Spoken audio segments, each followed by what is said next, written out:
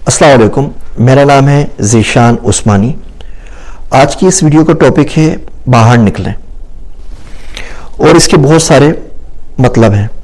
پہلا مطلب تو یہ ہے کہ جن سوچوں میں آپ گھرے ہوئے ہیں ان سوچوں سے باہر نکلیں۔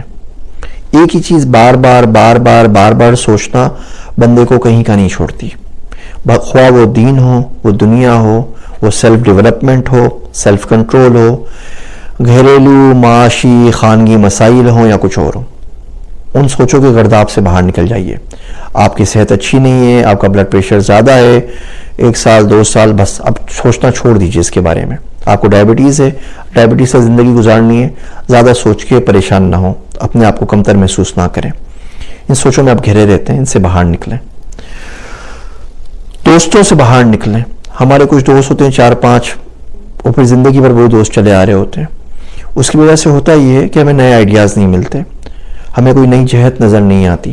میں آپ کو مثال دوں، اگر آپ 4 لوگ ایک کمرے میں موجود ہیں اور آپ چاروں کی تنخواہ ایوریج سیلری سال کی $50,000 ہے مثال کے طور پر، ٹھیک ہے؟ اب بل گیٹس چلتا ہوا آتا ہے اور آپ کو جوائن کر لیتا ہے۔ اب آپ 5 لوگ ہو گئے، اب آپ کی ایوریج کیلکولیٹ کریں تو بلینز میں نکلے گی، کیونکہ ایوریج ہے 5 بندوں کی۔ لیکن ستم ظریفی یہ ہے کہ اس کے آنے کی وجہ سے آپ میں سے کوئی بھی شخص امیر نہیں ہوا، لیکن اس کی وجہ سے آپ کا جو اورا تھا، آپ کی جو پرسنالٹی تھی، آپ کا جو معیار تھا یا ایوریج تھی، وہ بڑھ گئی۔ بالکل اسی طریقے سے ہوتا ہے۔ آپ یہ دیکھ لیں وہ کون سے 4-5 لوگ ہیں جن کے ساتھ دن کا سب سے زیادہ وقت آپ کا گزرتا ہے۔ اب خود سوچئے کہ ان اشخاص میں سے کسی شخص کے پاس مولانا تقی عثمانی صاحب ہوں، یا کوئی اور عالم دین ہوں، مولانا عبدالستار صاحب ہوں، شیخ عبدالحکیم مراد ہوں، رمز والے ڈاکٹر ذیشان احمد ہوں، یا امین الدین احمد اور ٹائم لینڈرز کے۔ یہ پاکستان کی مثال اس لیے دے رہا ہوں کہ میری آڈینس زیادہ تر پاکستان میں موجود ہے۔ انڈیا سے شیخ یاور بیگ ہوں، تو اس کی ایوریج کہاں جائے گی؟ تو اپنے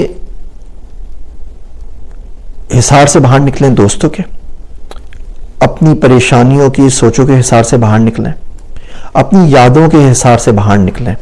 کچھ یادیں ہماری ذہن میں چپک جاتی ہیں۔ بچپن میں پائلٹ بننا چاہتے ہیں، ابھی تک خواب میں جہاز اڑا رہے ہوتے ہیں۔ بچپن میں چاہتے ہیں پاکستان کی کرکٹ ٹیم میں آ جائیں، ابھی تک خواب میں چھکے اور چوکے مار رہے ہوتے ہیں۔ ان سے باہر نکل آئیں۔ اپنے شہر سے باہر نکلیں، دوسرے شہروں کو گھومیں، اپنے گاؤں سے باہر نکلیں، اپنے قصبے سے باہر نکلیں، اور اللہ اگر وسعت دے تو ضرور اپنے ملک سے باہر نکلیں، جا کے دنیا دیکھیں۔ جب آپ دنیا دیکھتے ہیں تو آپ کو بہت کچھ سیکھنے کو ملتا ہے۔ آپ دیکھتے ہیں کہ دنیا میں بہت ساری چیزیں کامن ہیں، ظلم ہر جگہ پہ ہوتا ہے، انصاف کچھ جگہوں کے اوپر ہے، بہت سی اچھی چیزیں دنیا میں موجود ہیں، ہمارے ملک میں نہیں ہیں، بہت سی چیزیں ہمارے پاس ہیں جو دنیا کے پاس نہیں ہیں۔ آپ کو بڑا سیکھنے کا موقع ملے گا، لیکن کوشش کریں جس کمفرٹ زون میں آپ ہیں اس کمفرٹ زون سے باہر نکلیں۔ اور اگر آپ کچھ نہیں کر سکتے تو میں باہر نکلنے کا آپ کو بہت آسان سا طریقہ بتاتا ہوں۔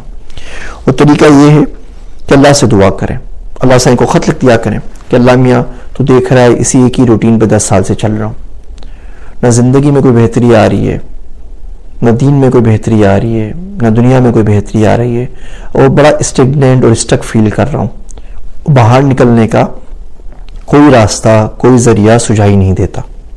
بس آپ روز یہ دعا کرتے رہیں، اور یقین جانیے کوئی نہ کوئی سبیل بن جائے گی، کوئی نہ کوئی ہاتھ کہیں سے آئے گا جو آپ کو خود بخود کھینچ کے باہر لے جائے گا۔